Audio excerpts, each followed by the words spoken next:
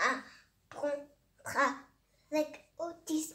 Alors ensuite, on a emprunté un nouveau polo. Je vous parlais des BD, je vous conseille largement les polos. Alors celui-là, il y a des paroles, il y a des bulles, il y a des légendes. Mais effectivement, il y en a d'autres qui sont vraiment réduits au maximum. Alors, comme j'expliquais, effectivement, il y a un certain nombre de petites BD de Polo. Polo, vous connaissez peut-être. Je crois que c'est les éditions Bayard, puisque nous, on le connaît dans Pomme d'Api, dans l'application avec laquelle Akas joue souvent. Donc, Polo, c'est un petit chien. C'est très tendre, c'est simple, mais ouais, ça a vraiment une ambiance onirique, poétique, c'est délicieux. Polo, il vit dans un petit arbre, un gros arbre qui est sur une île déserte. Donc rien que ça me permet de vous planter le décor, l'ambiance qu'il y a dans Polo. Et donc là, dans Le Malin Petit Fantôme, on a une BD qui est effectivement racontée avec des légendes. Mais voilà, il y a déjà un accompagnement textuel.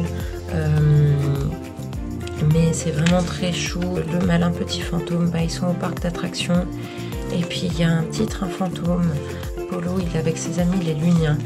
Et puis ils ont très très peur dans le petit train fantôme.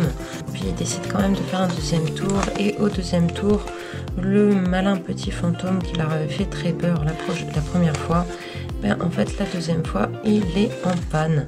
Il ne réagit pas. Alors ils vont chercher des solutions pour soigner le petit fantôme qui est cassé, son mécanisme qui est cassé, etc. Ils vont aller chez Lala le koala pour soigner le petit fantôme. Donc on le met dans la machine à répartout qui est censée réparer le mécanisme du petit fantôme. Mais en fait non, ça marche pas parce qu'en fait petit fantôme, il a eu trop d'émotions, il se sentait pas bien. Et puis soudain en fait il reprend vie. Et puis là en fait il est un petit peu déchaîné, c'est-à-dire qu'il décide vraiment de faire peur à tout le monde.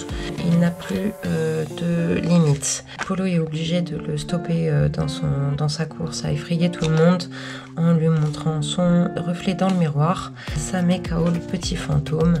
On retourne au parc d'attractions de Maurice le rhinocéros et effectivement il faut remettre en place le vilain petit fantôme, le malin petit fantôme qui doit retourner dans son train fantôme. Il y a la pancarte qui en fait lui fait trop peur, c'est pour ça qu'il n'allait plus bien. On lui change le visage, on lui change l'expression pour qu'il soit plus joyeux pour le petit fantôme qui va beaucoup mieux. Je vous montre la jolie petite maison de Polo à laquelle on se rend un certain nombre de fois dans les histoires.